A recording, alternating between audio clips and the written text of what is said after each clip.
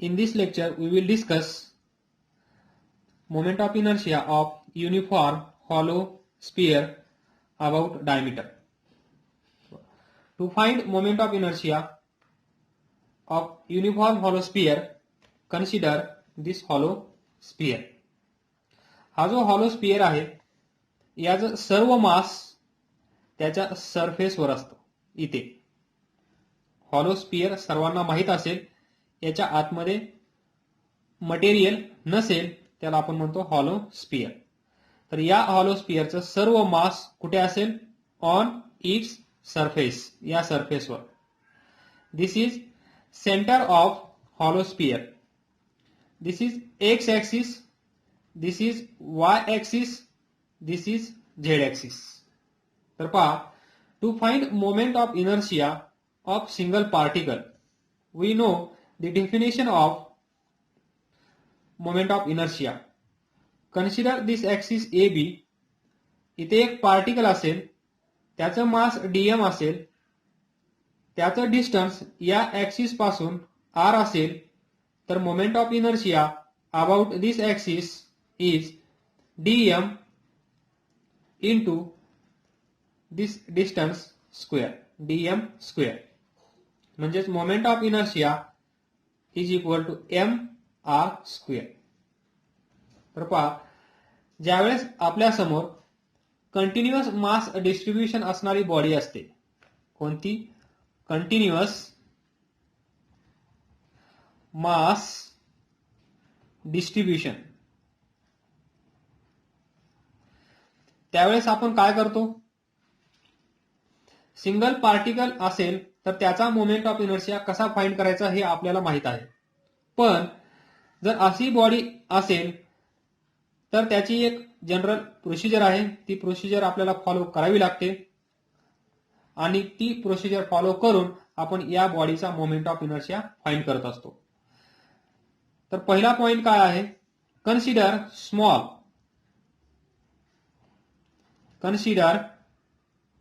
Small part और element of this body. म्हणजेच hollow sphere.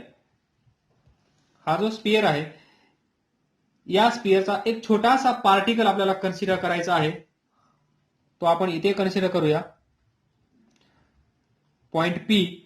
तर पहा, X axis, Y axis, Z axis. Sphere पहा, स्पियरला कुठल्याही साइडने पहा तुम्हाला सर्कलच दिसेल, पण रॉड पहा, स्क्वेअर पहा, रेक्टँग्युलर प्लेट पहा, रिंग पहा, डिस्क पहा, यांना डायरेक्शन चेंज केली त्यांचा शेप वेगळा दिसतो. पण हॉलो स्पियरचं पहा, कुठल्याही डायरेक्शन मध्ये पहा तुम्हाला शेप सेम दिसेल. म्हणजे एक्स वाय झेड ऍक्सिस मध्ये आपण याला कन्सिडर केला आहे, त्याला आपण म्हणतो 3D. तर या पी पॉइंटचे कोऑर्डिनेट काय असतील? X Y Z. म्हणजे या पॉइंटचं एक्स ऍक्सिस पासून काहीतरी डिस्टन्स असेल, वाय ऍक्सिस पासून पण काहीतरी डिस्टन्स असेल, झेड ऍक्सिस पासून पण काहीतरी डिस्टन्स असेल. इथे पार्टिकल असेल तर सर्व डिस्टन्सेस तो स्पेस मध्ये असेल. इमॅजिन करा, एक्स वाय झेड तिघांच्या मध्ये तो पार्टिकल आहे, हा x Y Z. Now join this OP. Now to find length of OP. Length OP question mark. To find length OP, so OP bar is equal to हा एक point आहे, हा एक पॉइंट आहे, x minus 0 x coordinate, x minus 0 I bar plus y minus 0 j bar plus z minus 0 k bar.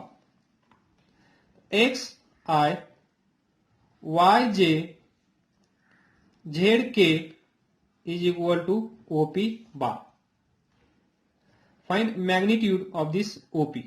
So OP bar is equal to x square plus y square plus z square. Here OP is what? OP bar is equal to radius of this hollow sphere. R is radius of this hollow sphere. M is mass of this hollow sphere. R is radius of this hollow sphere.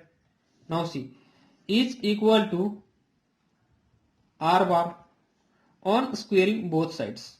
R square is equal to x square plus y square plus z square. This distance, radius of hollow sphere. Now see, हा जो छोटासा particle आहे याचं मास consider करा dm. तर पहा dm distance माहित असेल तर आपण मोमेंट ऑफ इनर्शिया फाइंड करू शकतो. So next draw this perpendicular from this point on x-axis. Now see, I will draw separate this point P, x-axis, this is center 0 0 0 P x y z. He perpendicular आपण x axis वर draw केली आहे. तर या पॉइंटचे coordinate काय असतील? या पॉइंटला क्यू म्हणा. तर क्यू चे कोऑर्डिनेट काय असतील? हा पॉइंट एक्स ऍक्सिस वर आहे तर याचे कोऑर्डिनेट असतील एक्स, वाय 0 असेल, झेड 0 असेल. पहा पॉइंट इथे असेल P, तर या पॉइंटला x डिस्टन्स काहीतरी असेल, y डिस्टन्स 0 असेल, त्याचप्रमाणे z पण 0, म्हणून x 0 0. तर पहा हा पॉइंट आणि हा पॉइंट, तर ही length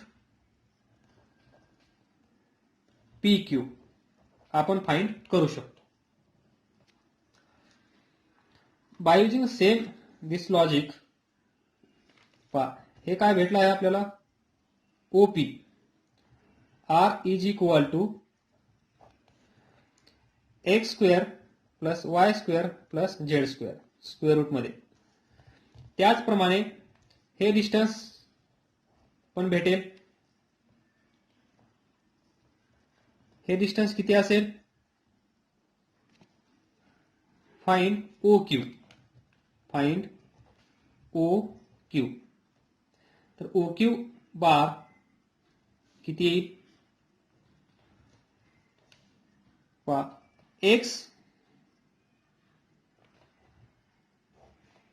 minus 0 x square 0 minus 0 0 0 minus 0 0. OQ bar is equal to square root of x square. So OQ bar is equal to x. Now this is a right angle triangle. So PQ square this is equal to OP square minus OQ square. OP square म्हणजेच R square. OP म्हणजे काय आहे? OP म्हणजे R, तर R square minus OQ square. तर पहा R square ची value किती आहे? x square plus y square plus z square minus OQ. OQ is equal to किती आहे x. So x square, x square cancel, y square plus z square, PQ square is equal to PQ, this length, that is distance of this particle.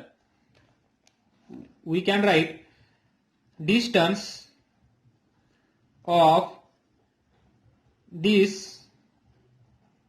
particle from x axis is PQ square is equal to y square plus z square, or PQ is equal to y square plus z square. Now see here, हे distance आपल्याला भेटला असेल. हा particle इथे आहे, याचं मास dm आहे, म्हणजे हा सिंगल पार्टिकल सिस्टम झाला आपल्यासाठी. तर आपण ही डेफिनेशन वापरून या छोट्याशा मासचं मोमेंट ऑफ इनर्शिया फाइंड करू शकतो. So moment of inertia of this small particle at p about this axis, x axis. So moment of inertia of particle p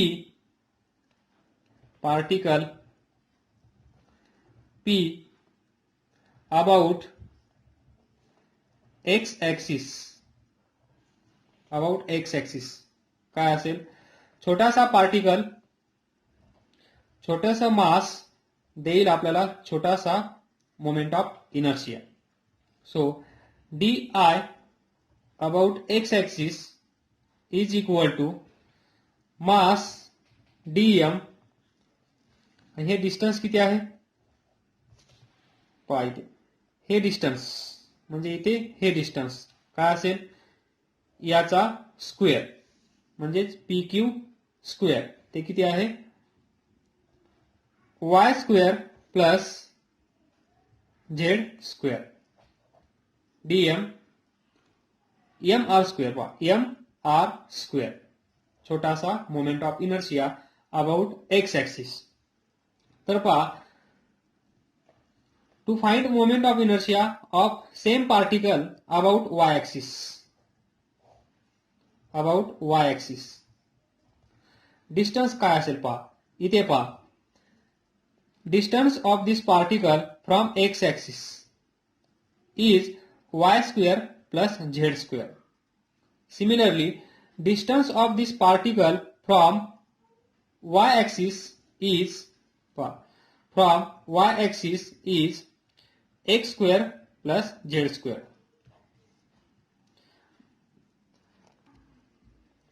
जेव्हा आपण x ऍक्सिस पासून डिस्टन्स घेतला तेव्हा y आणि z ऍक्सिस कन्सिडर केल्या.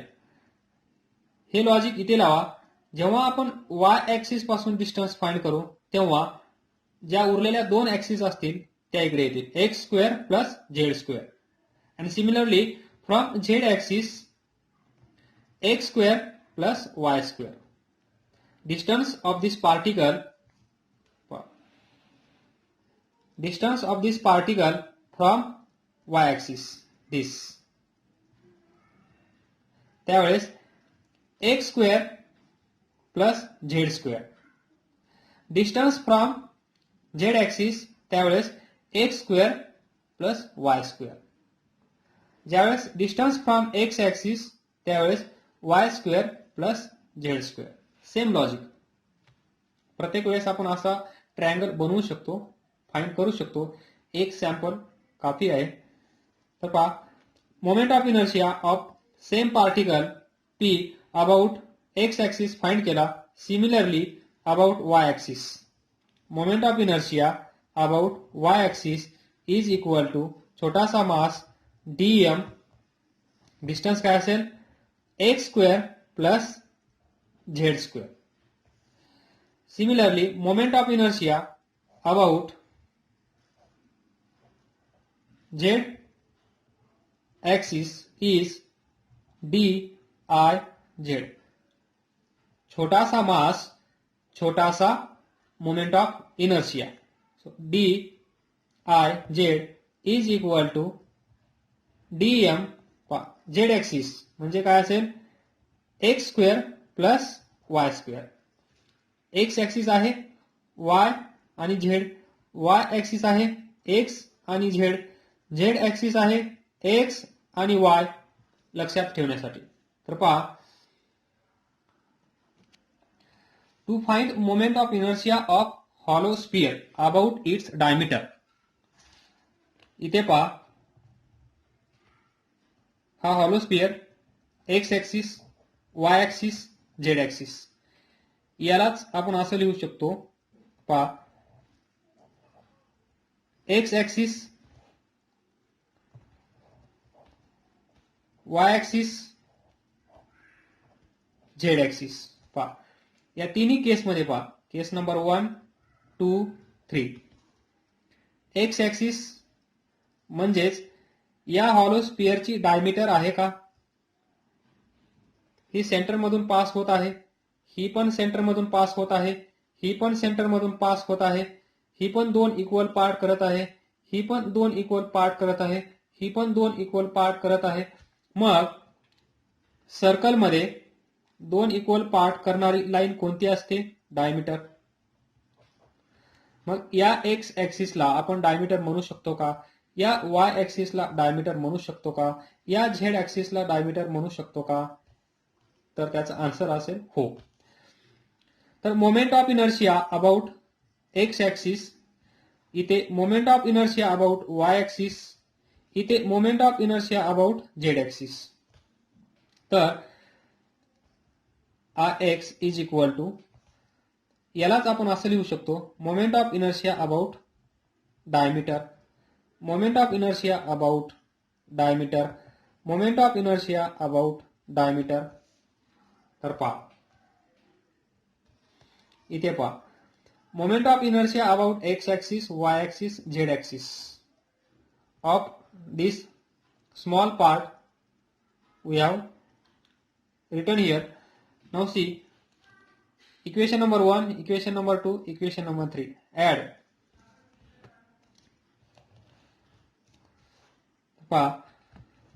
dix plus diy plus diz is equal to, right side ला पहा,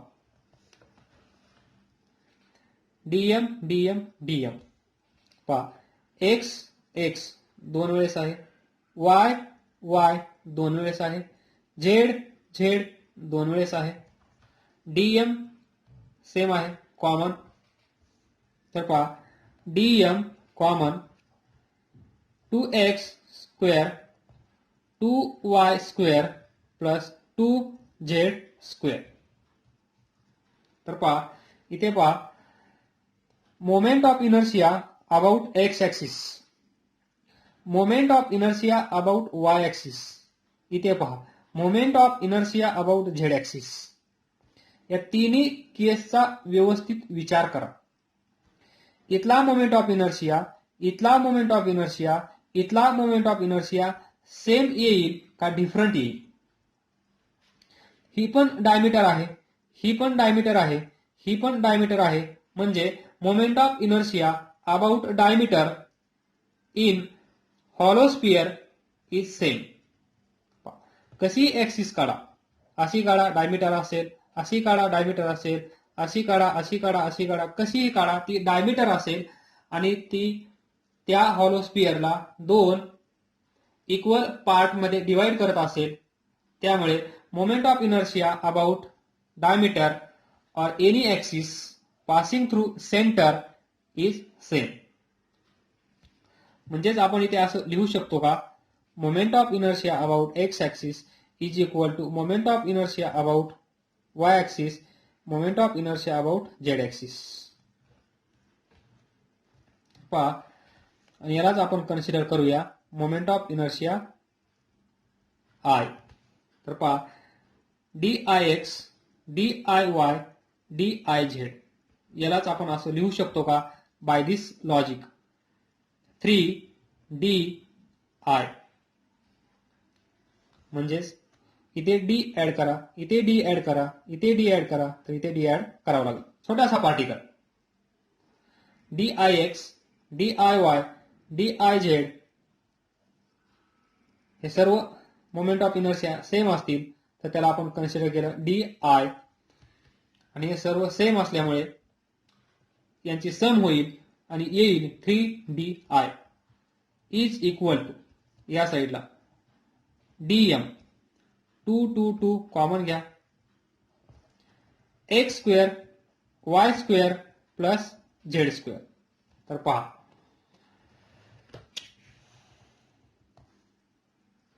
x square plus y square plus z square is equal to काय आहे? Radius of hollow sphere. This is radius of hollow sphere. x square plus y square plus z square is equal to r square, म्हणजेच radius of hollow sphere. तर पहा मग याला काय लिहू शकतो आपण? Is equal to 2dm r square 3di.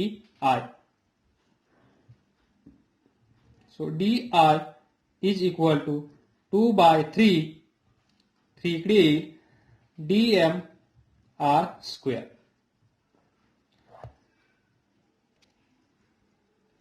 Take integration.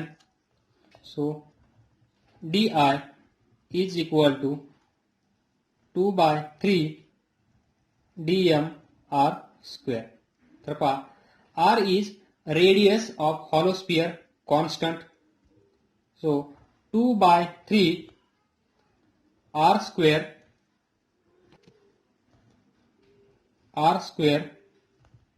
Integration of dm, या साइडचे इंटिग्रेशन असेल I. तर पहा यूज लॉजिक. आपण जो कन्सिडर केला आहे तो पार्टिकल इथे आहे, त्याचं मास dm. त्याच्या शेजारी जो पार्टिकल आहे त्याचं मास dm, याचं मास dm, याचं मास dm, याच्यामध्ये जो असेल त्याचं dm, हे dm, हे dm, हे dm, हे dm, हे dm. तर हे सर्व dm dm dm ऍड केल्यानंतर काय भेटेल? dm plus dm plus dm plus dm plus dm. Finally काय भेटायला पाहिजे? Total mass of this hollow sphere. कारण हाच मास आपण छोट्या छोट्या छोट्या पार्टिकल मध्ये डिवाइड करून एक छोटासा पार्टिकल आपण कन्सिडर केला सुरुवातीला. आता इथे आपण काय करत आहोत? रिव्हर्स. तर dm dm ऍड केल्यानंतर आपल्याला भेटेल total mass of this hollow sphere. तर पहा इंटिग्रेशन ऑफ dm काय येईल मग? 2 by 3 m r स्क्वेअर. इथे लिहा डायमीटर, कारण x ऍक्सिस म्हणजे डायमीटर, y ऍक्सिस म्हणजे डायमीटर, z ऍक्सिस म्हणजेच डायमीटर. मग इथे आपण डायमीटर ऍड करू शकतो. डायमीटर डायमीटर, इथे डायमीटर, इथे diameter, finally diameter. So moment of inertia of uniform hollow sphere about its diameter is 2 by 3 mr square. जर तुम्हाला मास माहित असेल, रेडियस माहित असेल, तर moment of inertia of hollow sphere about its diameter तुम्ही फाइंड करू शकता by using this formula 2 by 3 mr square. लक्षात ठेवा, हे तुम्हाला पाठ करायचं आहे. अबाउट इट्स डायमीटर, लक्षात ठेवा, about its diameter. About rotational motion मध्ये अबाउट च्या पुढे जो वर्ड आहे तो खूप महत्वाचा आहे आणि त्यानुसारच तुमचा आन्सर बरोबर येईल. Please note down here. This is rotational motion, not rotional motion. नाहीतर वर्ड आलो, स्पेलिंग येत नाही.